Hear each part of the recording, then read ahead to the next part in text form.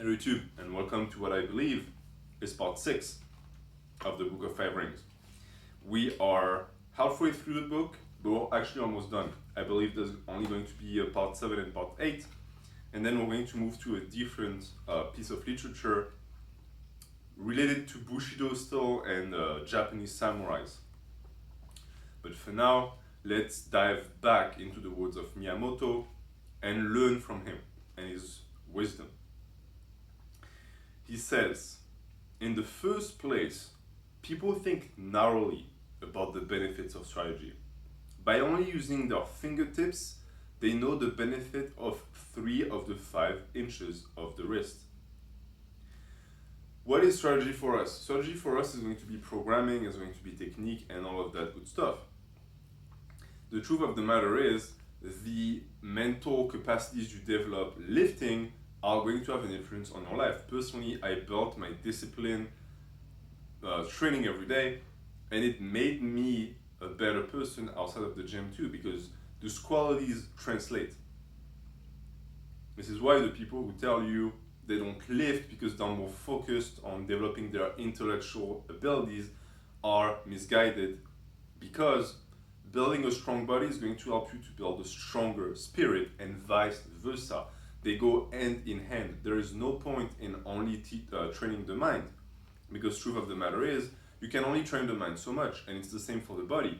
There is no point in training 10 hours a day and never reading a book or never thinking about things, because even that is not balanced for training. You're not going to make proper gains doing that. You need the alliance of the body and the spirit together.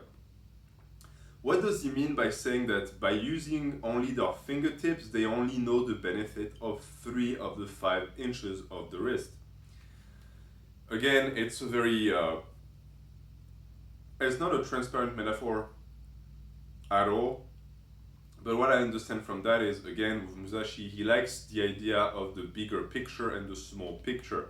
And here, he says that if you only use the fingertips, then you completely ignore the fact that the rest of the hand is also moving, which is what is making the fingertips move. So by ignoring strategy in all things in life, you're not realizing the impact that it has on it.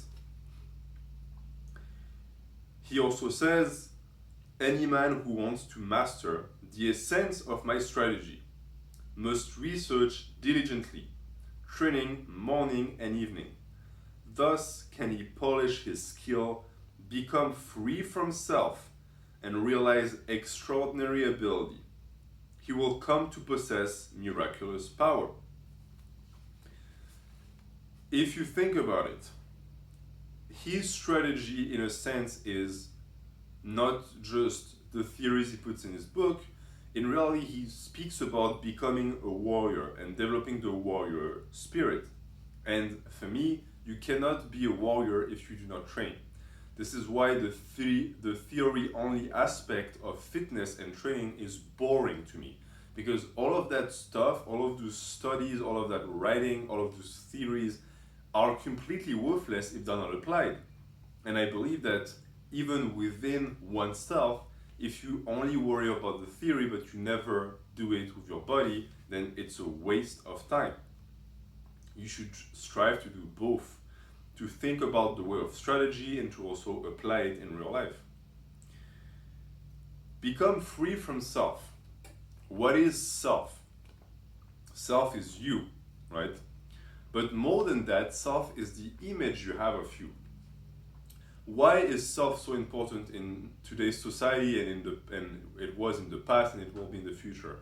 Because your self is what people see. This is why we worry so much about our appearance. It's because this is what we present to the world. That's something you can never go without. But it becomes a problem when that self becomes your identity. When that self replaces your soul. Because you start living for others. You start living for the image that you give others.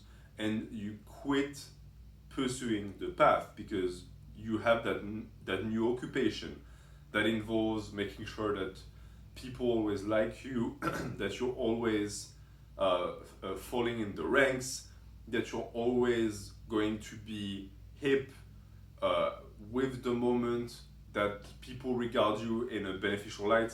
Keep in mind that if these people are maleficent or they are evil, you're going to become that as well because you're trying to follow that. So you need to have that sense of integrity so that no matter which crowd you're surrounded with, what wood you're put into, you stay true to yourself. So that's what becoming free of self is, in a sense, is not worrying so much about training for others. Do what makes you happy. And do what makes you truly happy. Because there are gazillion examples of people who say, oh, I live for myself. But the truth of the matter is they're insecure.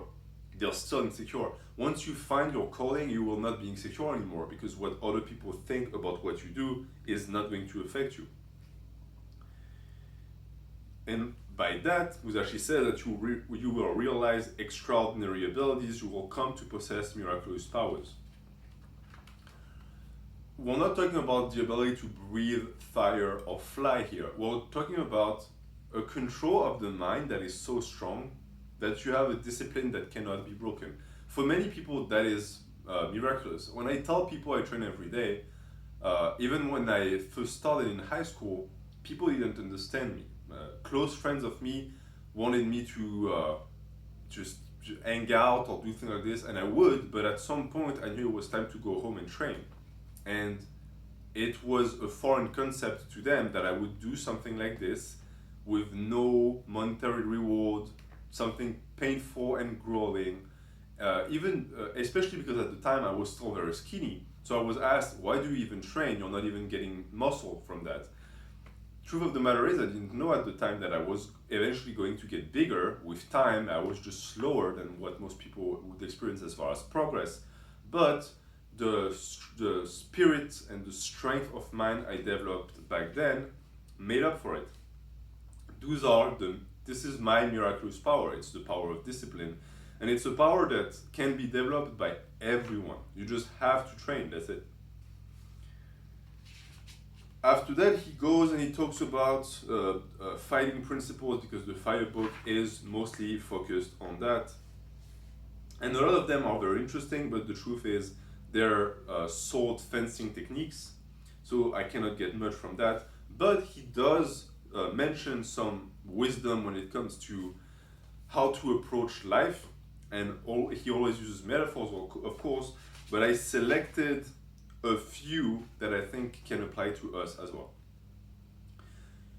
There is such a thing as crossing at a ford. And Musashi explains that crossing at a ford means, for example, crossing the sea at a strait or crossing over 100 miles of broad sea at a crossing place. I believe this crossing at the ford occurs often in man's lifetime. It means setting sail even though your friends stay in harbor, knowing the route, knowing the soundness of your ship, and the favor of the day. To rebound off what I said before, setting sail even though your friends stay in harbor is going to be a principle that you're going to have to apply in your life. Because if you're truly dedicated and you have a vision and a goal, you're going to be surrounded by people who either do not share that goal, do not understand that goal, or they do get it, but they don't really want you to achieve it. Sadly, a lot of people, it's the mentality of crabs in the bucket. They are fine having a mediocre life as long as no one around them manages to make something great out of their life. Because if they're surrounded only by mediocrity, then their mediocrity is average, they're normal. But if someone makes it, it slashes all of the excuses they gave themselves for the reason why they're so pathetic. You're going to see that a lot in the real world, outside of lifting, outside of this book. This is sadly a mentality that is quite pervasive. He also says that you set sail knowing the route, so you know where you're going. You might not know exactly how to get there, but you know the goal, and that's all that matters, because the truth of the matter is you will discover the path as you go. But if you just engage on it and you don't have a clear idea of what you want at the end, how can you even stay on the path? It's very complicated. Knowing the soundness of your ship and the favor of the day. Your ship is, of course, you. Ship is both body and mind.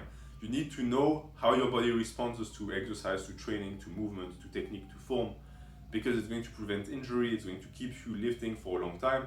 And the favor of the day, you know, sometimes on a certain day you're going to feel really good, sometimes you're going to feel really bad. You need the adaptability to be able to navigate your program so that you do the maximum of what you can do every day without overreaching. He continues, when all the conditions are met and there is perhaps a favorable wind or a tailwind, then set sail.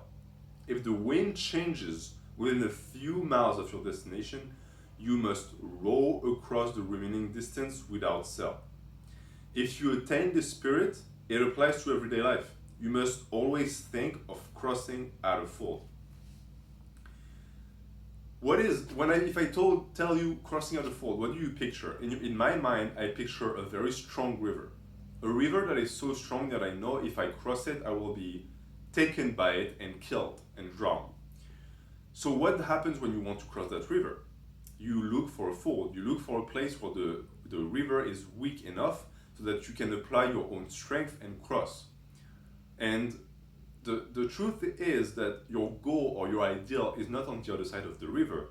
It's on the other side of 10,000 rivers. And the rivers represent life and its hardships. You constantly are going to have to cross rivers in your life. And if you always go and charge full force without thinking, you're going to suffer a lot of defeats, some that might even be so detrimental that they're going to stop you forever attempting to cross again. But if you always try to cross at a ford, it's going to boost your ability to keep crossing rivers for the rest of your life. So for example, a favorable wind is going to be an opportunity that you see in your life that is going to be a very favorable moment for you to try and cross that river.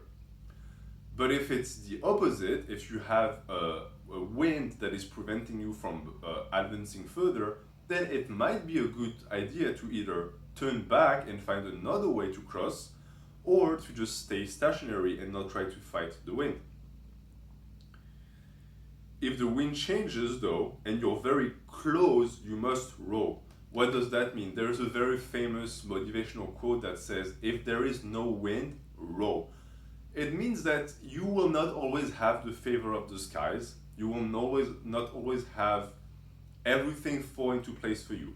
But if your goal is within reach, and if the only difference between defeat and victory is effort, then you should put in the effort. You should row. Of course, crossing the entire river, rowing is not smart because you're going to exhaust yourself. If you attain the spirit, it applies to everyday life. It does. It really does. As of training, this is a really good advice to give. After that, another strategy that I really liked and I wanted to share with you guys is everything can collapse. House, bodies, enemies collapse when their rhythm becomes deranged. The idea of the rhythm is something that I will eventually make a full-scale video on in terms of sports, because it applies to bodybuilding as well. Rhythm is not speed, rhythm is not strength, rhythm exists outside of these two notions. Anyone who played football understands that very well. You can have a receiver that is not the fastest guy, he doesn't have the best vertical, he's not super strong, so he's not able to run through the bumps, but if he has a good rhythm on his routes, he is a receiver that will always be favored by the quarterback because you will always know where he is on the field, and you will know that if you throw on his route, he will catch the ball. These receivers are usually have a very good rhythm because they're able to follow the rhythm of the ball and of the throw. A cornerback that will be able to counter that is not necessarily going to be the fastest, he's going to be the guy who's on rhythm, who can match the rhythm of that guy. When the rhythm gets disturbed, you lose. It's true for for martial arts. You can face someone that's slower than you, but if they read your rhythm, you eat a counter and you're down. And as far as bodybuilding, I think that this represents, in my opinion, the ability to stay disciplined and focused, of course, but to have in your program a rhythm that carries you and helps you progress. Something that is going to snap your rhythm is breaking something, hurting a tendon that disturbs your rhythm. Events in your life can also disturb your rhythm. All of these things need to be avoided, but when they happen, they happen. And when they happen, you collapse. It's a sad truth, but it's universal.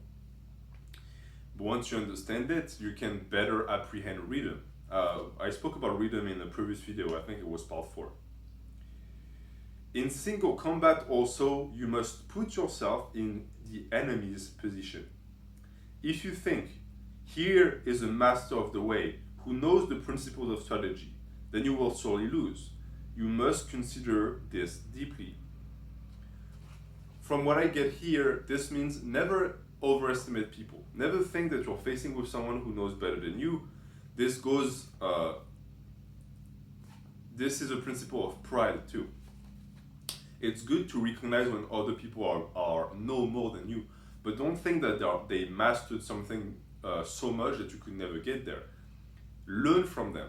That's the principle of the way. If they could get there, tell yourself there's no way I cannot get there, and do your best to do so. To pass on, Musashi calls that principle. Many things are said to be passed on. Sleepiness can be passed on. Yawning can be passed on. Time can be passed on also. This is one of those very cryptic saying by Musashi that I personally don't fully understand. But what I love with this is that even back then, it's interesting to see that they already knew that yawning makes other people yawn. If you've never tried it, go in a packed place and yawn and watch how many people are going to start yawning.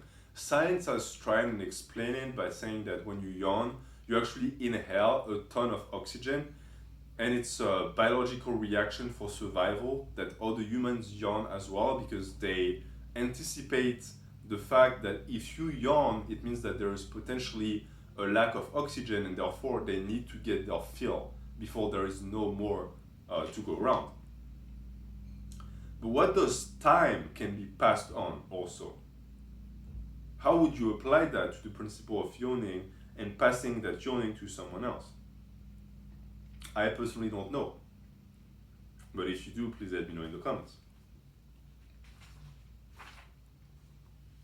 He continues. What is known as getting someone drunk is similar to this.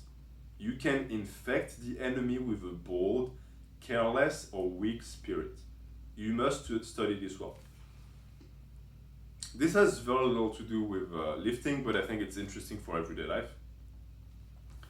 I'm going to use an example of a potential street fight or a confrontation. If you've ever been in a situation where you get approached by people, usually more than one, who are after, for example, your money, or they want something that belongs to you and they are ready to use violence to get it. I have been in many situations like this, and I've always found that if I engaged these people as if they were my friends, the situation was always deactivated before it could even start. I even managed to get some of these people to do favors for me, where, for example, I would be approached in a neighborhood I didn't know by people who wanted my phone, and I turned it around so that they actually guided me to where I wanted to go because they knew the neighborhood better. How does that happen? It's not being a mastermind, it's not manipulating people. In truth, it's what he describes. I got them drunk. So in this case, I infected their spirit with my enthusiasm and happy-go-lucky attitude, and it worked. The worst thing you can do when someone approaches you like this with a potentially aggressive demeanor is to be afraid, because they feed off of that, or to try and sweep it under the rug, like pretending like you don't know what's going on, because you give them the upper hand. you have to inject your spirit into the altercation. I don't personally advise trying to inject aggressivity into it because you never know who you're dealing with. It might be someone who's unhinged and is going to go very far to get that phone or wallet or whatever. I would advise you to just chat with them like they're your friends. Usually that works. To cause loss of balance. Many things can cause a loss of balance. One cause is danger, another is hardship, and another is surprise. You must research this. To go back to the idea of a rhythm, what breaks your rhythm? A loss of balance. Danger, for human beings, danger can appear at any moment. And when danger arrives, the natural order of things stops existing. The only thing that exists is danger. Why? Because the species wants to survive. So we are biologically engineered and programmed to focus all of our attention on potential dangers. But by doing so, we lose our balance. Hardship is the same. What is hardship? Hardship is the discontinuation of everyday life. You're living with your family in a house and suddenly you lose your job and you cannot pay the mortgage. That's hardship. Why is it a hardship? Because what you consider to be a given, being that you would be able to pay your mortgage and live in the house with your family, suddenly does not exist anymore. He finishes by surprise, of course, surprise. Surprise is the state of a reality that is suddenly put to a stop by something that should not be existing in this reality. You go up the stairs and your kid jumps out of the corner and scares you. You never in your mind predicted that that would happen. If you did, because you knew that the kid likes to scare you, it's not a surprise anymore and you're not going to lose your balance. The loss of balance in that case would be to be scared, to be afraid, to have that jump back reaction. He tells you about these things. Why? Because if you are prepared within yourself to handle every single change of situation, then they will not affect you as much. The potential danger of that is developing anxiety, because if you're constantly thinking about, oh man, what if this happens? What if I lose my job? What if that person dies? Then you're constantly going to be worried. Just in your head, think about it once. Play the scenario in your head and say, what will I do? If I'm in the streets and someone attacks my loved one, what will I do? Once you answer that and you play the scenario in your head once, you never had to play it again, because you've taught yourself how you would react. And with this, you will never lose your balance and you will maintain your rhythm strong.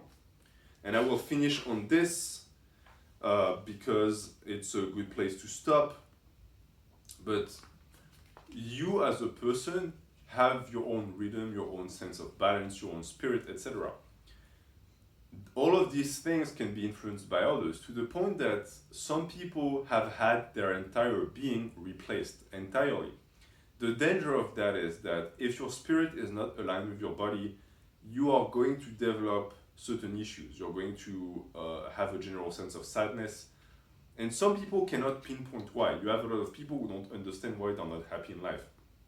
It's because they have been parasited, they have been invaded by a different spirit. And the thing is, people who seek to influence you, for the most part, don't do so because they have your best interest in mind. They do so because they can use you after that. If you infect someone with your spirit, like I did in my example, if you break their balance, if you steal their rhythm, what happens? You have data on them and you have information that helps you manipulate them and make you do your bindings, make you do what you want them to do. If you're not evil, if you're not the type of person who's going to actively try and seek it to do that, you should still research it, as Musashi says. Why? Because it helps you prevent that happening to you. So you can always keep your integrity and you can help people regain their integrity. For me, it's quite evident when I see someone who's being influenced and whose ideas are being replaced by someone else's. And I can sometimes try and help that person get that back. And in a world where the media is the biggest culprit of doing that, of injecting their spirit into yours, getting that ability to be strong through any situation and to always maintain your spirit is priceless. So thank you, Musashi, for your words of wisdom. We will keep studying that book until we are fully done with it. Thank you for watching. Have a good day.